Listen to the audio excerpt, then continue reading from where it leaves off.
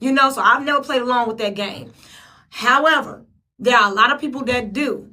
And I don't believe in protecting the abusers. I don't.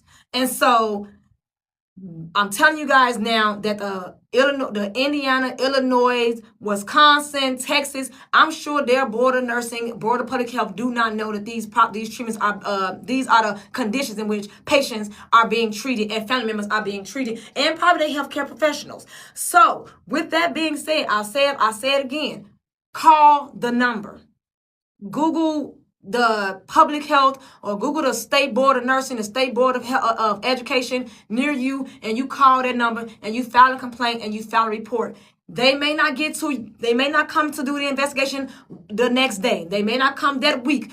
It may even be a month, but I promise you, depending on the severity of the situation, they will be there. So a situation such as this one, such as that young lady being just suffering like that, in the triage area while she was being, while they was registering her in as she was in active labor, and we don't know what's transpiring with that child. The child could have been breached. The child could have had a cord wrapped around his or her neck. The child could have been in distress, and when mom is in distress, baby is in distress. And if you're not monitoring that child, you don't know if that child is sinus tachy, meaning heart rate is extremely elevated. You don't know if that child is Brady, meaning heart rate is severely dropping. You don't know because you're not properly monitoring that child while in active labor. That was an extremely dangerous situation. So my point is, a situation such as that one, state will be out the next day. Had they reported it, state will be out there very next day. In those type of situations, they will make that a priority and they will come out to do an investigation. So that is one thing. You have that right to lawyer up.